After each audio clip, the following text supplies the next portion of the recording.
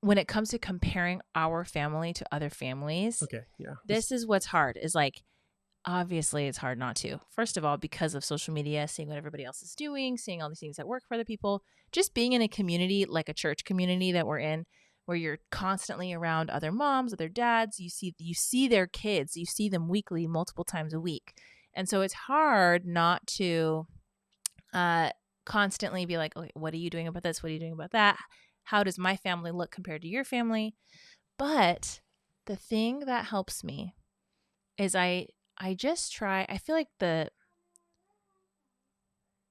I'll be right there. Hey, shut the door, please. I will be right there. So this Sweet is River. God so bless I them. totally lost train of thought. I'm not even thinking about this I'm going to finish what I'm saying. Is that what I do when I get sort of trapped in the comparison thing is instead of comparing, I try to just have this like humility where I tell myself like, what can I learn? What can I learn? And I try to draw inspiration. So kind of like when you're scrolling Pinterest or whatever and you want to like find inspiration from others, I look at other families and I'm like, what's cool? What can I take?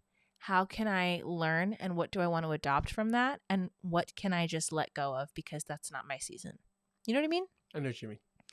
Have you ever done that? Like seeing another family and like instead of just being like, oh, they do that better than me, to be like, I'm going to try that out. I don't think about family stuff. I think like videographer and creative stuff and podcasts, like that side of things. So you're saying you don't care about this family? No, I think the biggest thing is our family. I'm pretty happy with our family. I'm pretty satisfied. And yeah, we make You want to mistakes. know why you're happy here? Because I work so hard to make it as good as I Exactly. can. No, I bet that's by the drawing reason. inspiration from others and trying to like Well, implement I think things. that's the beautiful thing is like we take in information and we don't, again, we're never saying we're right. We're doing the right way. We never stated that. We're saying this is what's working for us. We pick and choose. We see what people do and say, all right, we're going to implement it.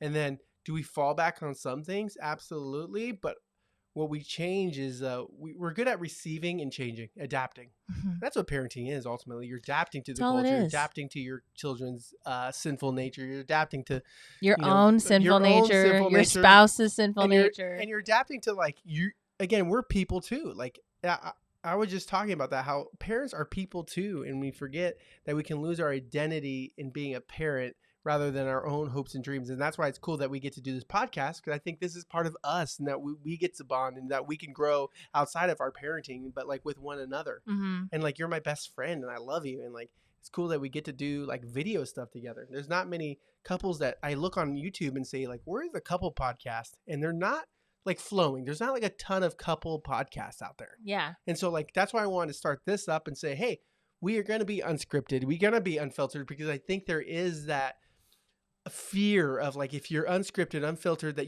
you have to have it together and you want to present a certain way because you're going to be scrutinized by the internet. Absolutely. Mm-hmm. The internet's going to scrutinize you no matter what. They're going to say you're doing it wrong. You're saying wrong things. You're saying like too much. Your coffee this is a thing. I'm like, it's just, again, it's whatever. Like they're engaging with you. They're walking into this and they're saying, this is what you're going to get. Stumbling, bumbling people like me.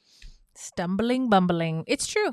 And I think that it's okay to, that's a hard thing is like, so I got off of Instagram a couple years ago where I was like, I'm not looking at this ever again. And you brought that up twice now. I know. So are you like trying to make I'm people virtue signaling because I'm better than everyone. The reason I'm bringing it up, I'm very much back on it now. But when I was off of it, I was like, okay, this is so great because I'm not being like poisoned by the, comparison and all that stuff. But there were a lot of things that I missed, like really, really good ideas for like this life season I'm in with my 3-year-old. How do I, get through this thing? I would find people on Instagram posting about stuff like that. And it's the same thing with like, just the season that we're in now. I love seeing what other people are doing. It's inspiration as opposed to comparison. You know what I mean? Know what you mean. So that's how I feel about that. That's the way the cookie crumbles. Cookie? Ooh, I love the cookie. Cookie. The cookie crumbles. Do you want to wrap up this whole topic? Yeah. Well, Okay. I'm thinking, I think we kind of rounded about. There's many things that we said, so hopefully there's some nuggets you can latch onto there. I mean, there are. But I appreciate you, and I love that we, as far as comparison goes, I like us.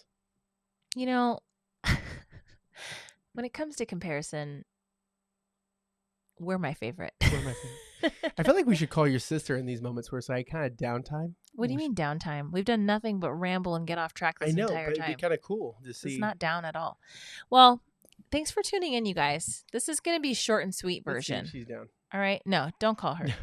This is short and sweet version. Thanks for. Is there any other thoughts you have though? I mean, it's one of those things that open that door. We River. said some Do things not that open that door. If you talk into the mic, it's going to show the door, and he is very much ready for bed, so we don't want to show that. But we didn't have like wait, we have a viewer right now. If you're viewing us right now, put a question you would like us to speak to. We will talk to you. You don't make them come up with a question. That's putting them on the spot. Little lost, but great podcast. Cyrus. I'm a little lost. Cyrus, put a question in for us. Any question. So true. Any question. Just put a question in. You can't be like, I'm lost, but great. But it's not a great podcast if the viewers are lost. Listen, here's the thing. Usually in the Afterthoughts episode, we are trying to just circle back to some things we had talked about on Tuesday. But tonight, I, for some reason, was like, yeah, boys, you can stay awake and put yourselves to bed. And they are like, yeah. And I was like, please don't come into my room because we're recording the podcast. And they said, we won't. And so they are knocking at the door. Are we choosing ourselves over? Oh, here's a question.